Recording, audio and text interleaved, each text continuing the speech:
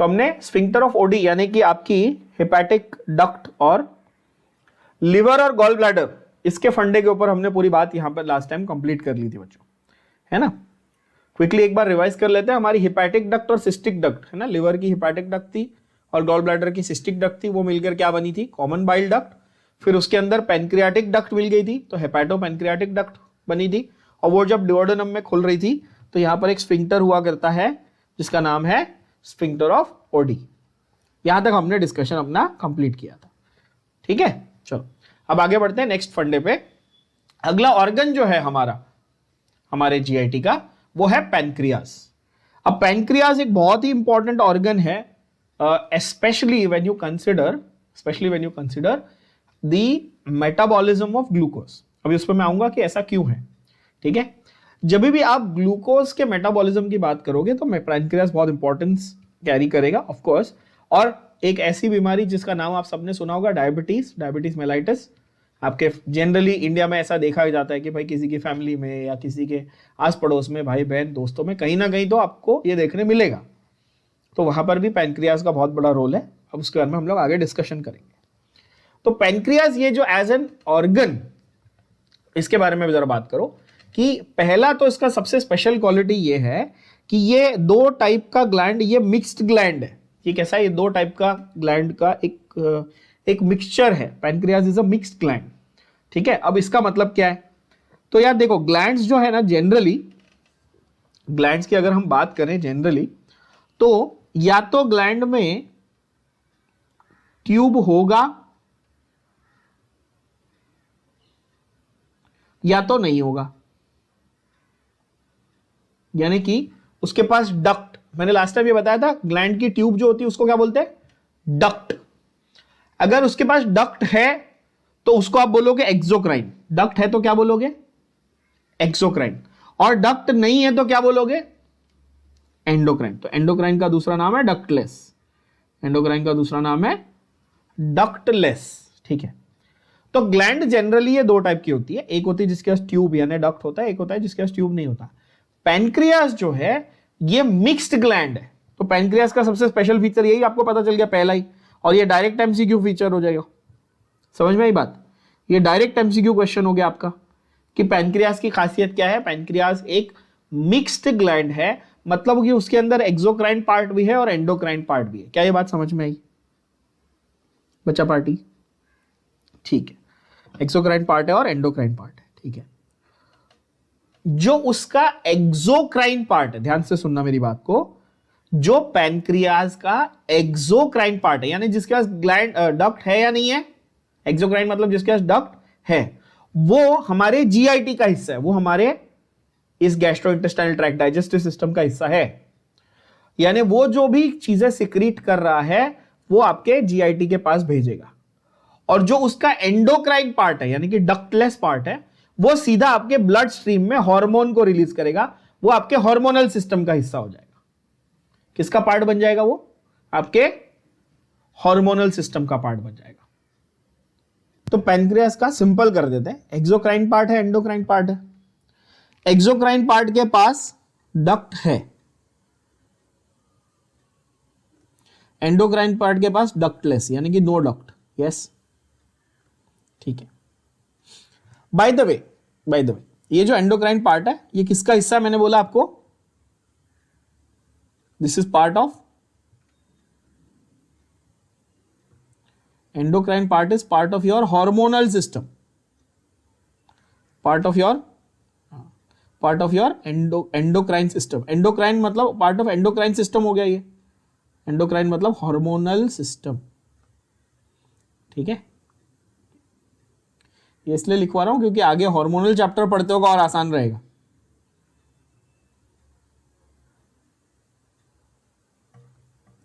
Endocrine system, hormonal system basically आपका endocrine system. Endocrine क्या है, डक्टलेस है।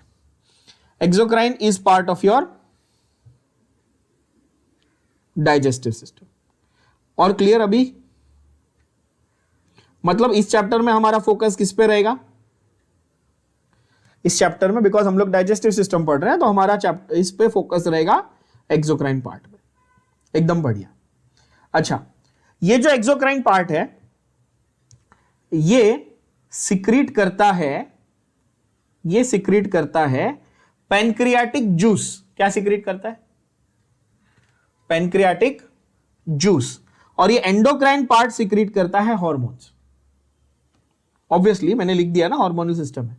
तो this secretes pancreatic juice and this secretes hormones. ये भी सही है। क्लियर हो गई बात? अब हम लोग फोकस करेंगे कि भाई ये पैनक्रियाटिक जूस ये जो सिक्रीट करता है, इसके अंदर कौन कौन से एंजाइम होते हैं। क्या ये बात और सिंप्लीफाई हुई, समझ में आई आप लोगों को बच्चों? ये जो पैनक्रियाटिक जूस ये सिक्रीट करता है, इसके अंदर क्या होते हैं बच्चों? इसके अंदर होते हैं बहुत सारे एंजाइम्स। और ये एंजाइम्स क्या करेंगे? ये आपके कॉम्प्लेक्स फूड को सिंपल फूड में ब्रेक डाउन करने में हेल्प करेंगे। काफी इजी, ओवरऑल पिक्चर समझ में आ गई। मैं इस पे अभी फिलहाल ज्यादा बात नहीं करूंगा, इस पे ज्यादा बात हम लोग हार्मोनल सिस्टम में डिटेल में करेंगे। जैसा मैंने डायबिटीज वगैरह के बारे में बताया ना, इंसुलिन वो यहां पे आता है, बट एक्सोक्राइन पे अभी हम लोग ज्यादा फोकस करेंगे। सिंपल चीज दिमाग में चली गई सबके। अब आए जरा एनसीईआरटी क्या बोलता है उसको लाइन बाय लाइन देखें।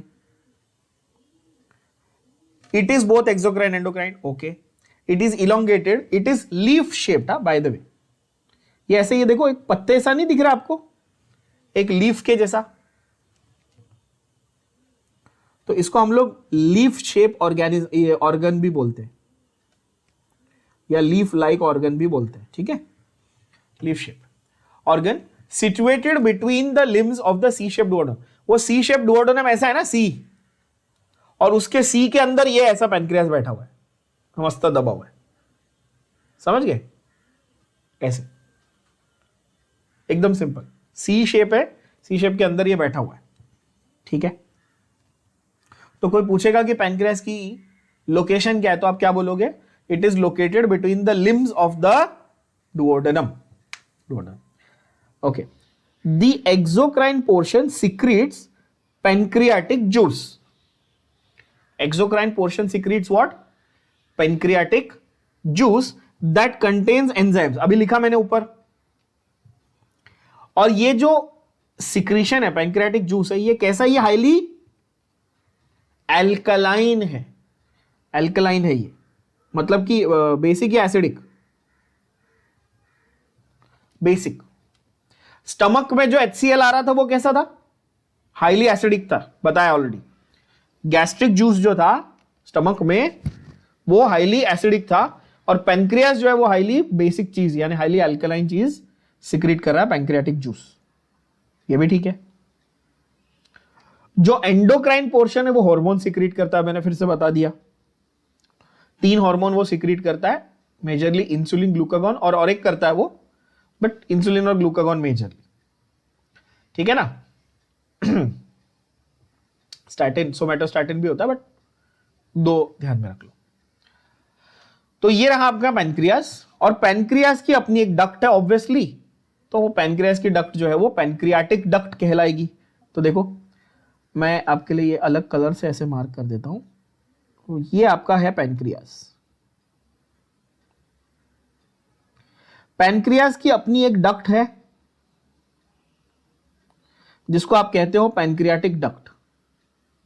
जब वो कॉमन बाइल डक्ट से मिलती है, मतलब इधर से, यहां से, ये अब बन जाती है हेपाटो पैनक्रियाटिक डक्ट, है ना, जो डुओडेनम में आके ओपन होती है, जो ऑलरेडी मैं आपको बता चुका हूं। स्फिंक्टर ऑफ ओडी यहां पे होगा। क्लियर?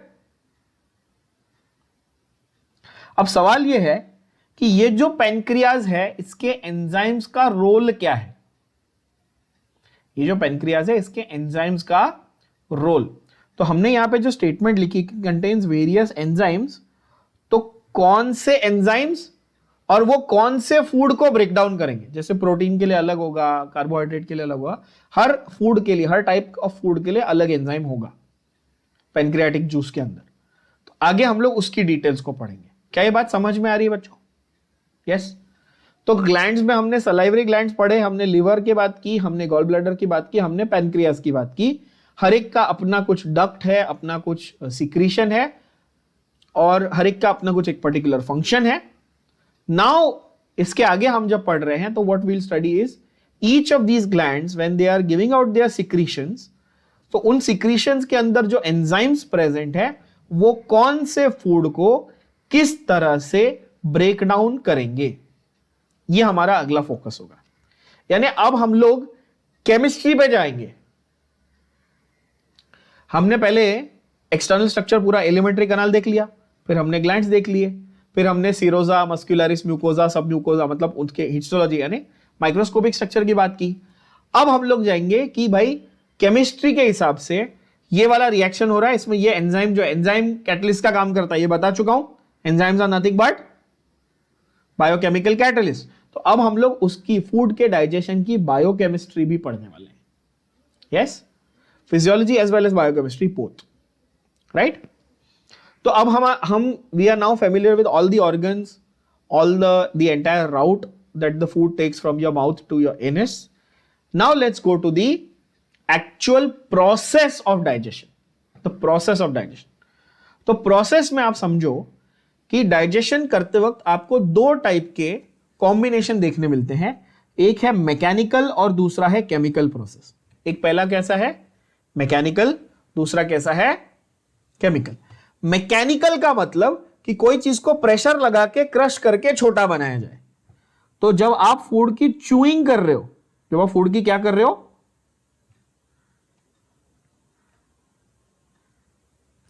मेनली जब आप फूड की च्यूइंग कर रहे हो, जिसके लिए मैंने बायोलॉजिकल वर्ड क्या बोला था बच्चों, मैस्टिकेशन. मैंने ये बताया हुआ, देख लो, आपको ये सारे वर्ड्स देखने मिलेंगे और इसलिए वर्ड्स बताता हूं ताकि रीड करते वक्त बाउंसर ना जाए.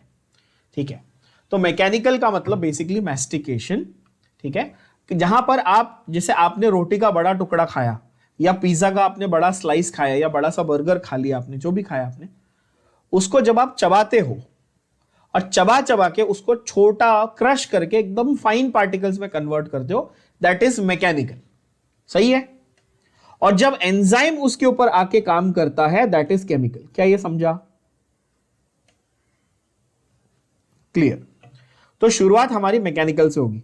कहां से हो रही है शुरुआत भाई? तो टीथ, दांत है ना चबाने के लिए. कहां थे दांत? बक्कल कैविटी में. तो बक्कल कैविटी में there is mastication of food and second step that happens is swallowing. आप पहले खाने को चबाओगे और फिर उसको क्या कर लोगे? स्वॉलो कर लोगे. चूइंग के लिए वर्ड था मैस्टिकेशन, स्वॉलोइंग के लिए क्या वर्ड था? डिग्लूटिशन. ये मैंने बताया हुआ है. स्वॉलोइंग के लिए क्या वर्ड था? Deglutition. Easy, simple. So teeth and tongue. अच्छा, दांत क्या कर रहे हैं? चबा रहे हैं. सलाइवा के साथ आपका खाना मिक्स हो रहा है. जब आपके teeth are chewing the food, they are masticating the food, at that time your saliva is the one that gets completely mixed up with the food. And what enzyme did saliva contain? It contained salivary amylase, जिसका दूसरा नाम ptyalin भी है by the way. इसको salivary amylase भी बोलते हैं, ptyalin भी बोलते हैं. वो क्या करेगा कि वो पहले से ही, मतलब जब खाना मुंह में है तभी डाइजेशन की प्रोसेस को बेसिकली शुरू कर देगा, है ना. अब इसका अगर आपको प्रैक्टिकल एग्जांपल देखना है तो मैं आपको वो भी बताता हूं. ब्रेड, जो आप नॉर्मल ब्रेड खरीदते हो, सफेद या ब्राउन, जो भी आप ब्रेड खरीदते हो मार्केट से, उसके अंदर आप नॉर्मली बटर या मक्खन या कुछ और लगा के खाते हो, है ना, या उसको आप किसी सब्जी वगैरह के साथ खाते हो. आप डायरेक्टली कच्चा ब्रेड तो खाते नहीं. क्यों? क्योंकि टेस्टलेस है. क्योंकि वो ब्रेड के अंदर क्या है बच्चों? It's a rich source of starch. एक ब्रेड का छोटा टुकड़ा लो और ऐसे खा के देखो, उसको चबाते रहो. इनिशियली आपको वो टेस्टलेस लगेगा. जब आप उसको मुंह में रखोगे तो क्या इनिशियली कैसा लगेगा? टेस्टलेस. बट थोड़ा सा आप उसको चबाओगे तो क्या फिर आपको वो टेस्ट कैसा आने लगेगा? स्वीट टेस्ट आने लगेगा. क्यों? स्टार्च जो है वो कॉम्प्लेक्स कार्बोहाइड्रेट है, मैंने पढ़ा है, वो स्वीट नहीं होते. लेकिन स्टार्च का ब्रेकडाउन करने पे क्या बनता है? ग्लूकोज, जो कि स्वीट होता है कि नहीं. तो जैसे ही वो आपके सलाइवा से कांटेक्ट में आता है, एंजाइम उसके ब्रेकडाउन करना शुरू करते हैं और आपको वो स्वीटनेस फील होना शुरू हो जाती है. It's a simple practical thing that you can try. अच्छा, तो दांत है, टंग है, ये लोग सलाइवा को मिक्स, फूड को पूरा च्यू करके मिक्स करके सब कुछ रेडी कर देते हैं फॉर swallowing.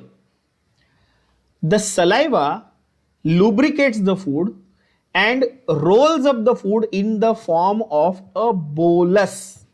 क्या? In the form of a bolus. अच्छा, एक चीज आपको थोड़ा सा और जरा इंटरेस्टिंग बता दो. खाना जब आपकी प्लेट में है ना, तब आप बोलते हो उसको, हम हिंदी में हमारे यहां बोलते हैं एक निवाला, हम मराठी में अपने इधर बोलते हैं एक घास खायचा, बोलते ना, घास बोलते ना, एक निवाला. या आप बोल सकते हो एक मॉर्सल, इंग्लिश में बोलते हैं one morsel of food, one quantity of food that you take and you put in your mouth is one morsel, है ना. इंग्लिश में लिख दूं आपके लिए, मॉर्सल ऑफ फूड. ये भी शायद कुछ बच्चों ने पहली बार ही सुन रहे होंगे. फूड की quantity that you put in your mouth is morsel. Okay, the moment you put it in your mouth and it starts getting chewed, it becomes a bolus. समझे? मतलब आप खा रहे हो मॉर्सल और स्वॉलो क्या कर रहे हो? बोलस. समझ में आ रहा है? यस और नो?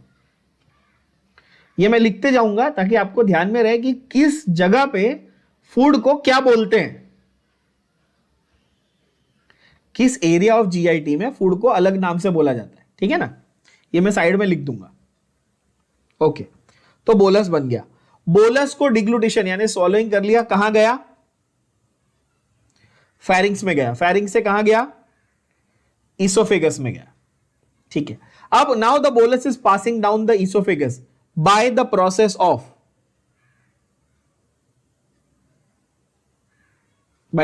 Of, peristalsis. ऑलरेडी बता चुका हूं, याद है? पैजामे में नाड़ा डालने का एग्जांपल दिया था. ऑल्टरनेट मूवमेंट, है ना, इसका रिवर्स. तो peristalsis, alternate contraction relaxation of muscle is called क्या? Peristalsis. Alternate contraction relaxation of the muscle is called peristalsis. अच्छा, ये बाय द वे हमारी जो इंटरनल मसल्स है, विसरल मसल, ये कैसे है? वॉलंटरी की इनवॉलंटरी है? इनवॉलंटरी मसल है, स्मूथ मसल है, पता ही है ना. इनमें पेरिस्टालसिस होते रहता है, खाना धीरे धीरे धीरे आगे जाते रहता है. ओके, अभी भी वो बोलस है, इसोफेगस तक पहुंच गया, अभी भी क्या है? बोलस. ठीक है. गैस्ट्रो इसोफेजियल स्फिंक्टर खुलता है. क्या नाम था इसका दूसरा नाम? Cardiac sphincter. याद होगा. इसोफेगस से नीचे पहुंचा, स्टमक में जाना चाहता है, कार्डियक स्फिंक्टर खुला, खाना अंदर गया. ठीक है. जो सलाइवा था ओरिजिनली, उसके अंदर थे इलेक्ट्रोलाइट्स जैसे कि sodium, potassium, chloride, bicarbonate. Enzymes थे जिसका नाम था सलाइवरी अमाइलेज एंड लाइसोजाइम. सो आपको कोई पूछेगा सलाइवा में कौन से दो प्राइमरी एंजाइम्स होते हैं, क्या बोलेंगे आप? Salivary amylase and lysozyme. Salivary amylase is also called ptyalin. ये भी ध्यान में रख लेना, लिख लेना. Salivary amylase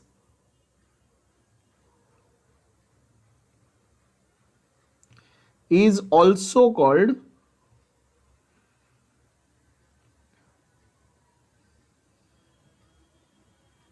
Tyline.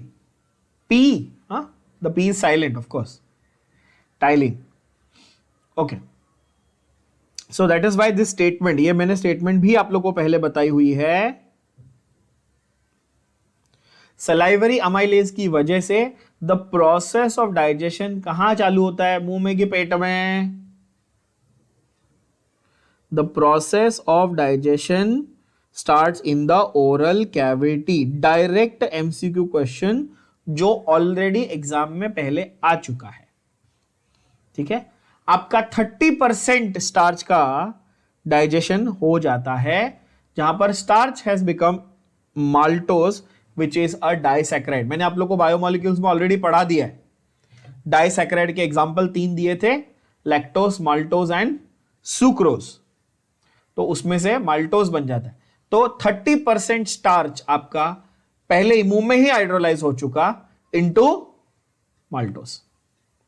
लाइसोजाइम जो आपके सलाइवा में है, that acts as an antibacterial agent. Lysozyme, lysozyme क्या है?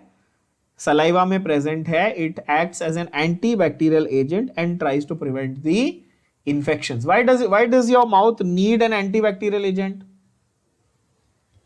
बिकॉज हम सब गधे हैं, मतलब मी इंक्लूडेड. हमारा मुंह बंद नहीं रहता, हम बाहर जाते हैं, सांस लेते हैं, बाहर पोल्यूशन है, कचरा जाता है, मुंह में बहुत कुछ जाता है ना. कभी कभी हम गंदा पानी पी लेते हैं, कभी हम गंदा खाना खा लेते हैं. तो जब कचरा मुंह में जाएगा तो एंटीबैक्टीरियल की जरूरत है कि फिल्टर चाहिए कि नहीं चाहिए, है ना. कुछ लोग जैसे आपकी मम्मी डैडी आपको हमेशा बोलते हैं अरे मुंह से क्या बोल रहा है उसमें फिल्टर रख, है ना. सिर्फ बाहर निकालते तक फिल्टर नहीं, अंदर डालते तक भी फिल्टर रखना है भाई. तो दोनों केस में फिल्टर क्या है हमारे लिए, यहाँ पे हमारा लाइसोजाइम जो है वो एंटीबैक्टीरियल का काम करता है बच्चों. यस. एक चीज और ध्यान में रख लेना कि इस एंजाइम की एक्टिविटी के लिए आपको जो पीएच चाहिए, पीएच स्केल पे वो कितना चाहिए?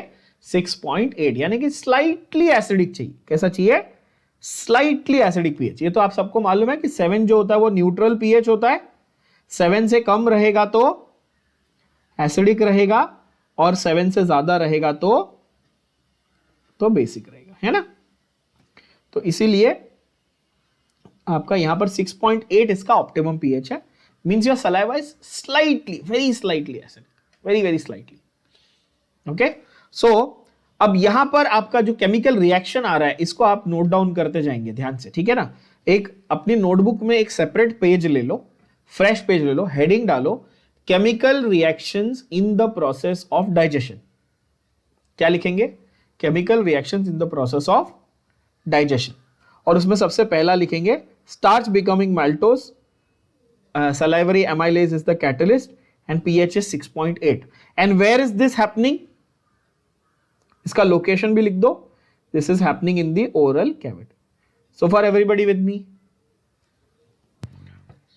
तो ये हमारा फंडा हुआ कि भाई स्टार्च का मतलब डिग्लूटेशन जब हुआ, अभी बोलस बना है, और बोलस बनते वक्त क्या क्या रिएक्शंस हो गए? एक ही केमिकल रिएक्शन हुआ, स्टार्च बना माल्टोस सलाइवरी अमाइलेज की मदद से at 6.8 pH in due to the saliva basically.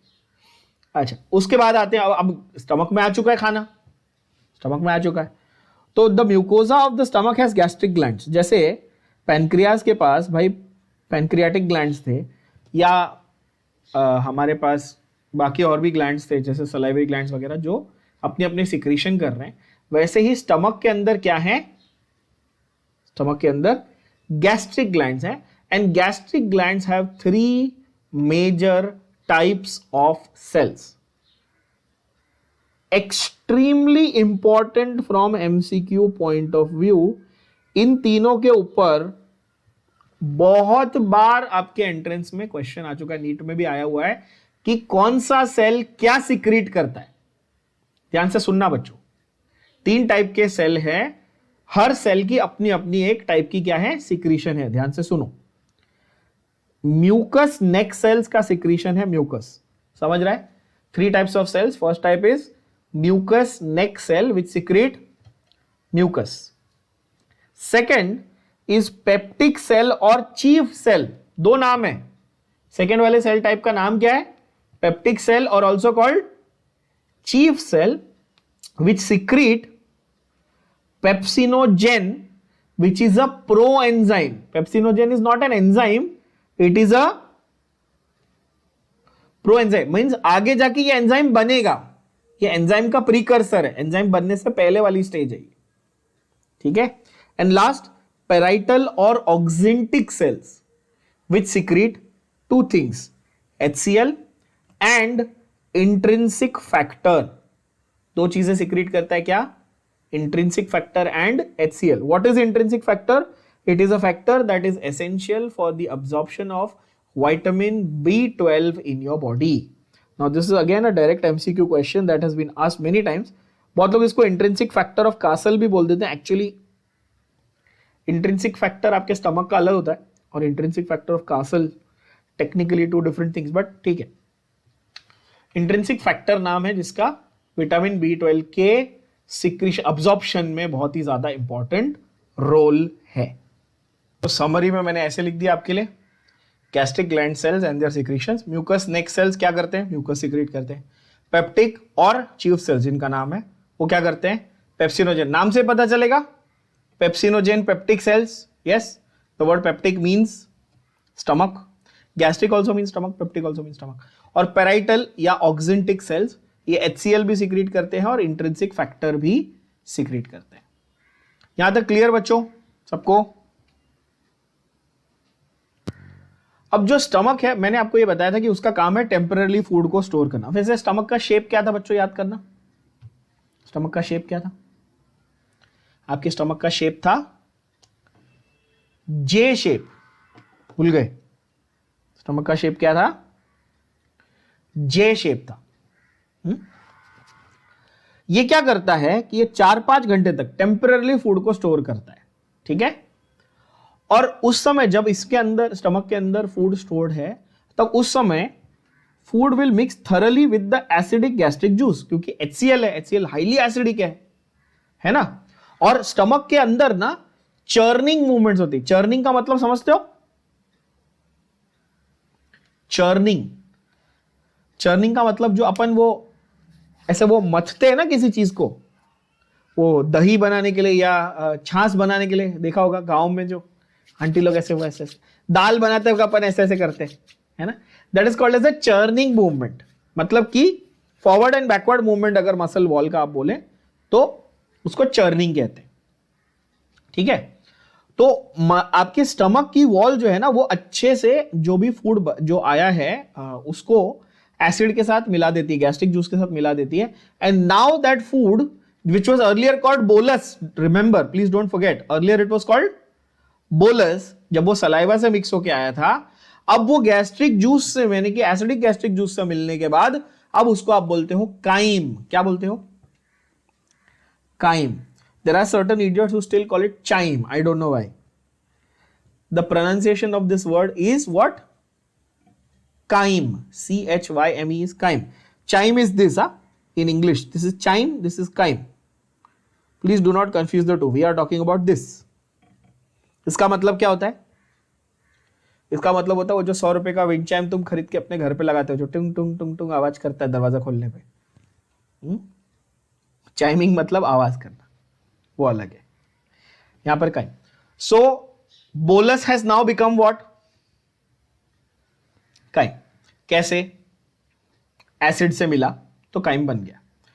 अब जो स्टमक ने सिक्रीशन की थी, क्या सिक्रीशन की थी? एक तो उसने पेप्सिनोजेन सिक्रीट किया था और हाइड्रोक्लोरिक एसिड सिक्रीट किया था।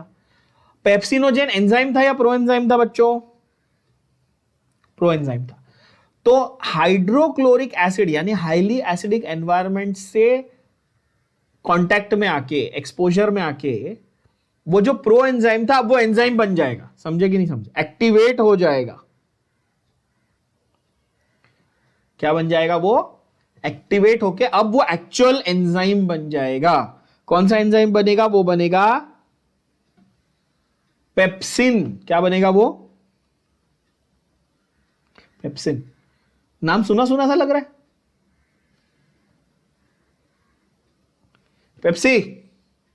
आजकल ऐसी ऐड आती है ना, पेप्सी। हाँ, क्या ये इसका मीनिंग मेरे को नहीं समझा। ये क्या, ये why is this Pepsi? This is Thums Up, this is Pepsi. 2 उंगली बची, उसको भी यूज कर लो, कुछ और कर लो। काम धंधा नहीं लोगों को। तो पेप्सिन जो है ना, वो आपका एक्चुअल प्रोटियोलाइटिक एंजाइम है स्टमक का। पेप्सिन क्या है बच्चों? It is the proteolytic enzyme of the stomach. इसका मतलब, इसका अर्थ है कि पेप्सिन जो है वो प्रोटीन के ब्रेकडाउन में हेल्प करेगा। भाई प्रोटियोलाइटिक है, सीधी बात है। प्रोटियोलाइटिक नाम से आपको पता चल गया कि वो प्रोटीन के ब्रेकडाउन में हेल्प करेगा। Is that clear? तो अगेन कहानी को समझना कि यहां पर आपके पास जो पेप्सिनोजेन सिक्रीट हुआ था, ये जो पेप्सिनोजेन सिक्रीट हुआ था, ये एक प्रो एंजाइम था। वो HCl से जाके मिला। वो किससे मिला? जाके HCl से मिला, ठीक है। जैसे ही वो जाके HCl से मिला, अब ये बन गया पेप्सिन। अब ये क्या बन गया? पेप्सिन। और इस पेप्सिन ने अब क्या शुरू किया? वो प्रोटीन को ढूंढ रहा है। अगर तुमने प्रोटीन खाया है तो वो प्रोटीन को लेगा और उसको ब्रेक डाउन करना शुरू करेगा। क्या ये बात समझ में आई? बोलो हाँ या ना।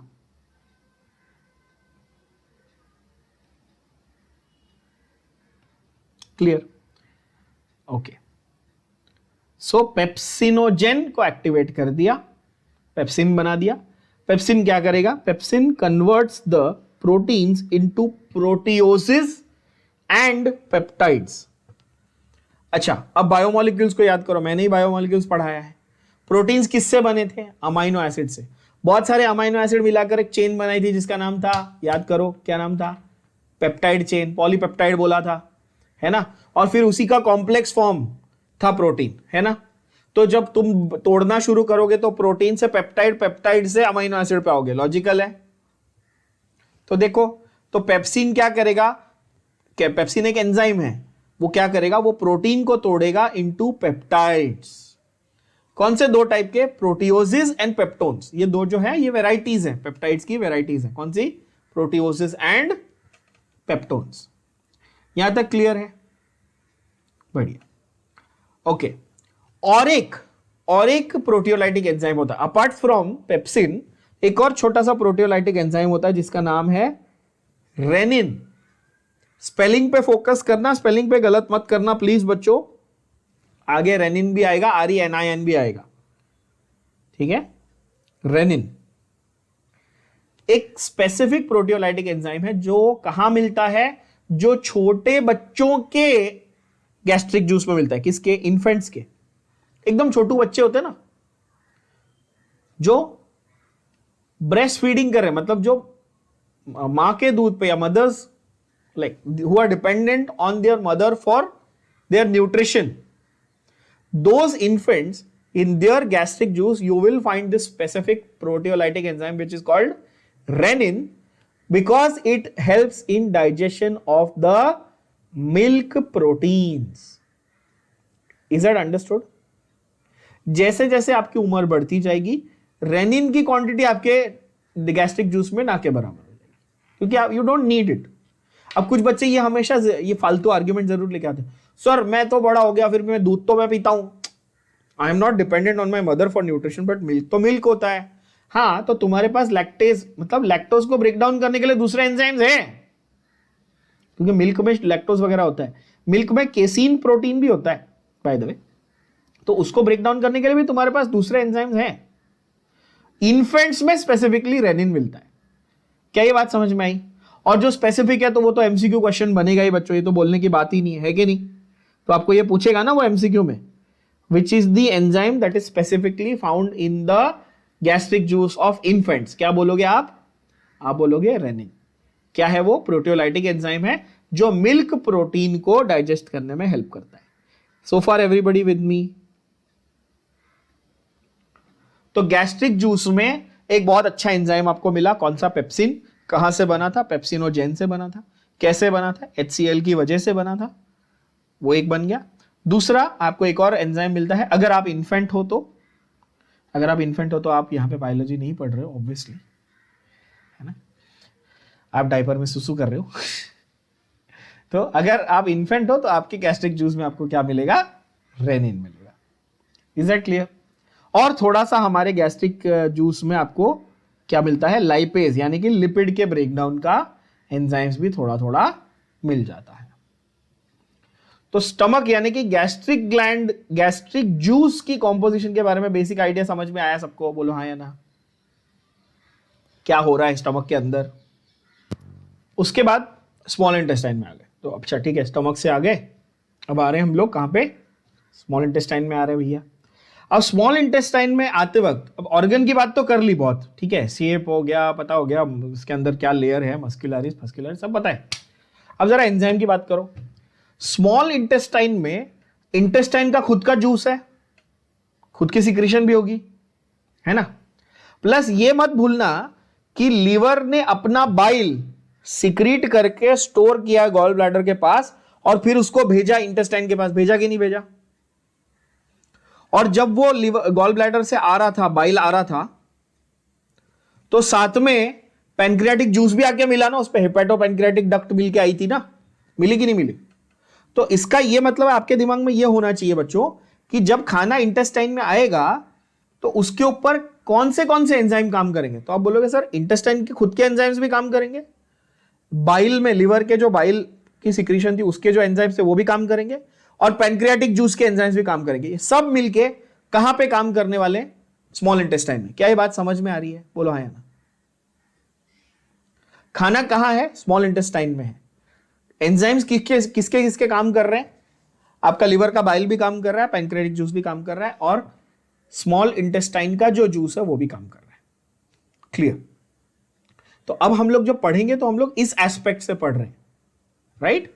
So the bile which was produced by liver stored in gallbladder, the pancreatic juice which was produced by pancreas and sent along the hepatopancreatic duct, and the intestinal juice which is produced by the intestine itself. All three are present in the small intestine. Did you all get this point everybody? Sentence समझा सबको? Yes. Pancreatic juice और bile कहां से आए थे भैया? हेपेटोपैनक्रियाटिक duct से आए थे। अब पैनक्रियाटिक जूस जो है वो अपने एंजाइम्स लेके आया। कौन से एंजाइम्स लेके आया? ध्यान से सुनना। वो बहुत सारी पूरी एंजाइम्स की दुकान लेके आया है। वो कौन से? देखो, पैनक्रियाटिक जूस कंटेन्स, पहली बात तो वो इनएक्टिव एंजाइम्स कंटेन करता है, जैसे कि ट्रिप्सिनोजेन और काइमोट्रिप्सिनोजेन। दो कौन से हैं मेन वाले? बताओ। ट्रिप्सिनोजेन और काइमोट्रिप्सिनोजेन। उसके अलावा other enzymes are also present, जैसे कि procarboxypeptidases, amylase, lipase, nucleus.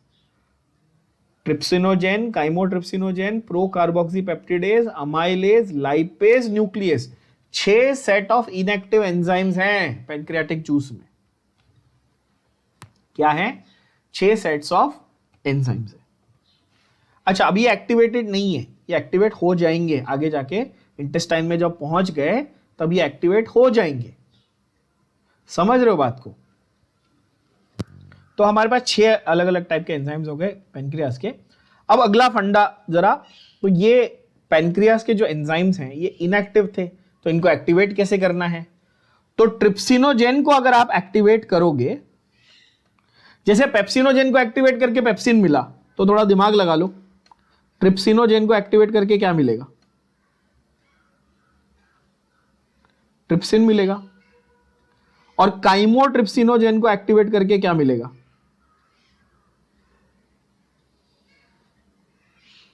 काइमो trypsin. Simple है कि नहीं? क्या ये बात समझ में आई? जो ओजेन है ना, वो ओजेन वाला फंडा, वो फिर IN में कन्वर्ट हो जाएगा। तो ट्रिप्सिनोजेन से ट्रिप्सिन, काइमोट्रिप्सिनोजेन से काइमोट्रिप्सिन, पेप्सिनोजेन से पेप्सिन। ये तो इजी टू रिमेंबर हो गया। अच्छा, कैसे कन्वर्ट होगा? जैसे वहां पे HCl की वजह से कन्वर्ट हो रहा था, है ना?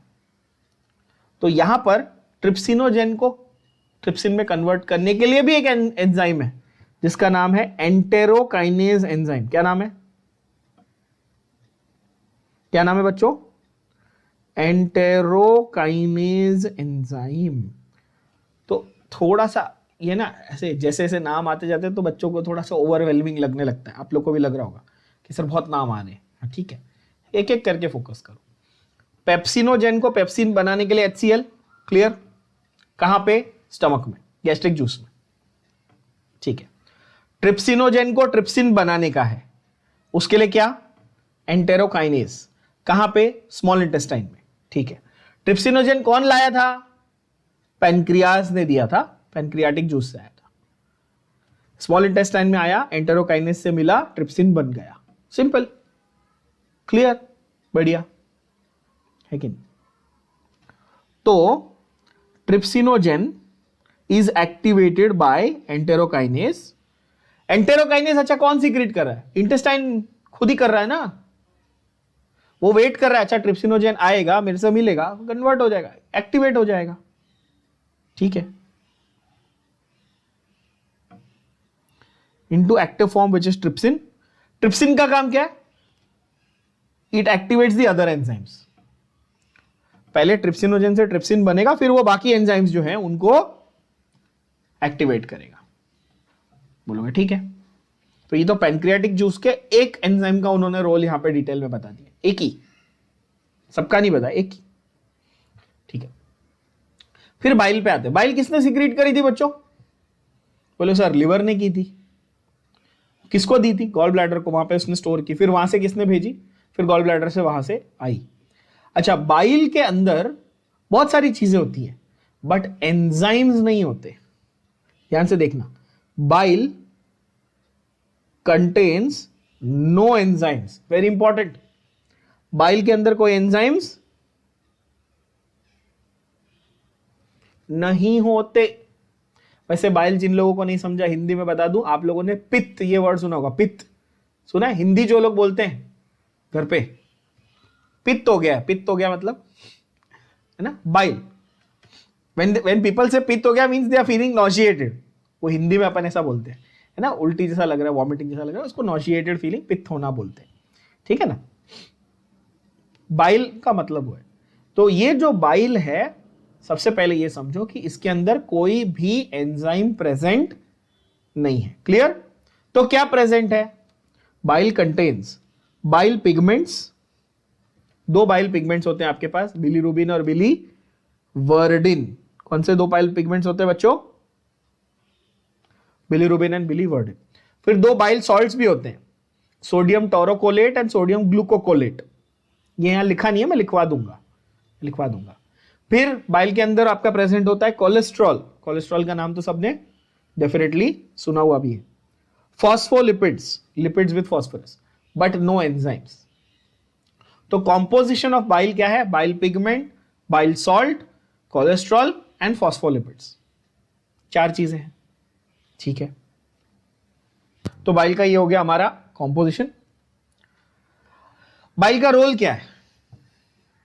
Bile helps in emulsification of fats. That is, it breaks down the fats into smaller micelles. Emulsification एक प्रोसेस होता है। Emulsion मतलब बेसिकली, अगर आप सिंपल भाषा में इसको मैं आपको समझाऊं तो आपको पता है जैसे कि मिल्क में, दूध में एक प्रोटीन पार्ट है, दूध में फैट भी होता है, दूध में पानी भी होता है, बरोबर है? और आपको ये मालूम है कि fats and water are not going to mix ना, they are immiscible liquids, right? जब आप पानी के ऊपर ऑयल डालते हो तो वो तैरता है ना, वो तो मिक्स नहीं होता। तो कभी ये सोचा है कि दूध में सब कुछ ऐसा एकदम यूनिफॉर्म स्मूथली कैसा मिक्स्ड है, और जब आप उसमें, जब दूध फट जाता है तो अलग अलग क्यों हो जाते हैं ये? That is because milk is an emulsion. Emulsion का बेसिक मीनिंग ये है कि जब आपके पास फैट्स है ना, तो उनको एक ऐसी कोटिंग देना जिसकी वजह से उनका हाइड्रोफोबिक नेचर कम हो जाए और वो इवनली मिक्स हो सके। सिंपल भाषा में ऐसा है। तो बाइल क्या करता है कि वो पहले तो फैट्स को इमल्सिफाई करता है, यानी कि उनके हाइड्रोफोबिक नेचर को कम करके उनको इवनली मिक्स करने में हेल्प करेगा, और फिर उनके बाद छोटे छोटे उनके यूनिट्स बना देगा जिनको बोलते हैं माइसेल्स। छोटे छोटे यूनिट्स बनाएगा जिनको क्या बोलेंगे? माइसेल्स। माइसेल फॉर्मेशन हम लोग केमिस्ट्री में बायोमोलिक्यूल्स में पढ़ते हैं, ठीक है ना। बाइल का दूसरा एक और रोल है कि वो लाइपेजेस को एक्टिवेट भी करेगा। बाइल क्या करेगा? लाइपेज एंजाइम, जो लिपिड के ब्रेकडाउन के एंजाइम है, उनको एक्टिवेट भी करेगा। ओके, सो बाइल का ये दो रोल हो गया, एक तो इमल्सिफिकेशन ऑफ फैट्स, माइसेल बनाना, और दूसरा है एक्टिवेशन ऑफ लाइपेजेस। ठीक है, जो इंटेस्टाइनल म्यूकोसा का खुद का सिक्रीशन है, हमने बाइल की बात कर ली, हमने पैनक्रियाटिक जूस की बात कर ली, अब इंटेस्टाइनल म्यूकोसा का जो खुद का सिक्रीशन है उसको हम बोलेंगे इंटेस्टाइनल जूस। क्या बोलेंगे? जैसे पैनक्रियास का पैनक्रियाटिक जूस था, वैसे इंटेस्टाइन का क्या होगा? तो बोलो सर इंटेस्टाइनल जूस, लेकिन ना ना ना, हम बायो वाले, हमको हाइफंडू नाम चाहिए, तो उसको हम बोलते हैं सकस एंटेरिकस। क्या बोलते हैं? सकस entericus, which means the same thing. Succus entericus, succus means juice, entericus means of the enteron of the intestine, which means intestinal juice only. But उसका लैटिन टर्म है succus entericus, तो कुछ बड़ा बहुत कुछ अलग नहीं है। ठीक है बच्चों, समझ रहे हो ना? आप सोच रहे होगे कि सर ये क्या मतलब, इनको इंटेस्टाइनल जूस बोलने में क्या प्रॉब्लम है, मतलब क्यों कर रहे हैं ऐसा हमारे साथ ये, है ना? तो इनको बेसिकली इंटेस्टाइनल जूस को अभी आप क्या बोलोगे? आप बोलोगे सकस एंटेरिकस। ठीक है, अब इसमें क्या क्या होता है? तो इसमें भी कुछ एंजाइम्स होते हैं भाई, इसमें भी एंजाइम्स होते हैं। तो जैसे कि enzymes like maltase which is basically a disaccharidase. अब बोलो डाइसैकेराइडेज मतलब, हाँ, माल्टोज को ब्रेक डाउन करने वाला। माल्टोज क्या था? डाइसैकेराइड था। तो माल्टोज को ब्रेक करेगा तो माल्टेज, उसकी जनरल कैटेगरी क्या हो गई? डाइसैकेराइडेज। करेक्ट, ठीक है। डाइपेप्टिडेज मतलब कि दो पेप्टाइड वाली चेन को जो ब्रेक करेगा वो। लाइपेज लिपिड्स को ब्रेक करेगा। न्यूक्लियोसाइडेज न्यूक्लियोसाइड्स को ब्रेक करेगा। तो चार टाइप के एंजाइम कौन से हुए? डाइसैकेराइडेज, जिसका एक एग्जांपल दिया उन्होंने, डाइपेप्टिडेज, लाइपेज एंड न्यूक्लियोसाइडेज। समझ में आया? बोलो आया ना? तो आपके ये हो गए जो भी एंजाइम्स थे प्रेजेंट इन द सकस एंटेरिकस। और एक बात याद रखना कि जो पैंक्रियाटिक जूस आया था वो क्या था? वो अल्कलाइन था, ये मत भूलना। स्टमक कैसा था? हाईली एसिडिक था बच्चों। पैंक्रियाटिक जूस आया तुम्हारे इंटेस्टाइन में तो क्या है? अल्कलाइन है। तो अब जो इंटेस्टाइन का एनवायरनमेंट है वो कैसा है? अब अल्कलाइन हो चुका है ना? तो इस सकस एंटेरिकस में होता है ढेर सारा बाइकार्बोनेट्स भी। क्या होता है? बाइकार्बोनेट्स। ये कहां से आया? ये पेनक्रियास से ही आया, क्योंकि वही अल्कलाइन मीडियम लेके आया। बाइकार्बोनेट्स और अल्कलाइन आपको मालूम है, मैंने आपको केमिस्ट्री में भी पढ़ाया है। ठीक है, carbonates and bicarbonates basically what they are bases, है ना? ओके, सो म्यूकस जो सिक्रीट हो रहा है और बाइकार्बोनेट्स कहां से? जो पेनक्रियास से आए हैं। ये क्या करते हैं कि जो स्टमक का एसिड था ना उसको न्यूट्रलाइज करके म्यूकोसा को प्रोटेक्ट करते हैं, क्योंकि आपकी अंदर की जो म्यूकोसा है वो बहुत पतली है, जैसे आपकी स्किन है, चमड़ी है जो पतली है। अगर इस पे एसिड गिरेगा तो आपको बर्न होगा ना, जलेगा ना। तो अंदर के म्यूकोसा में भी तो एसिड नहीं चाहिए अपने को, तो इसीलिए उसको प्रोटेक्ट करने के लिए क्या है? अल्कलाइन मीडियम बना देता है वो। इनफैक्ट जब पैंक्रियाटिक जूस सिक्रीट होता है ना तो उसका अल्कलाइन बहुत हाई अल्कलाइन होता है, ऑलमोस्ट 11 के आसपास होता है। लेकिन स्टमक से एसिड आया तो वो उसको न्यूट्रलाइज करने के चक्कर में फिर वो थोड़ा कम हो जाता है, और फाइनली उसका पीएच, अल्कलाइन मीडियम का पीएच जो है आपके स्मॉल इंटेस्टाइन में कहां तक पहुंचता है? वो 7.8। यानी कि अब वो अल्कलाइन है बट स्लाइटली अल्कलाइन है, 7 से थोड़ा ज्यादा है। क्या ये बात समझ में आ रही है बच्चों आप लोगों को? तो स्मॉल इंटेस्टाइन में जो एंजाइमेटिक एक्टिविटीज हो रही है उनको अल्कलाइन मीडियम चाहिए, कैसा? 7.8 का। और जो स्टमक में एंजाइमेटिक एक्टिविटीज हो रही थी उनको हाईली एसिडिक मीडियम चाहिए था, HCl का, यानी pH 1 का। Is that clear? ओके। और इनमें सब म्यूकोजल ग्लैंड्स होते हैं स्पेशल, जिनका नाम है ब्रूनर्स ग्लैंड्स। कौन से ग्लैंड्स? ब्रूनर्स ग्लैंड, जो इस एक्टिविटी में हेल्प करते हैं। आगे हम लोग पढ़ेंगे ब्रूनर्स ग्लैंड को डायग्राम के साथ में कि वो कहां होते हैं और उनका काम क्या है। तो ये जो पूरा सेक्शन है कॉम्पोजिशन, ये ढंग से आपने लिख के रख लिया, एक बार अच्छे से लिख लो वो पूरा। उसके बाद हम लोग रिएक्शंस को अभी कंप्लीट करेंगे अगले सेशन में। रिएक्शंस अपने कंप्लीट हो जाएंगे। बस ये जो सारे हैं ना, ये एक एक रिएक्शंस, कौन से एंजाइम कहां पे क्या काम कर रहे हैं, किस सबस्ट्रेट को क्या बना रहे हैं, इसके ऊपर फोकस करना है। Then that is the end of your this thing. Okay, so next session में अपना ये चैप्टर अपन कंप्लीट कर लेंगे।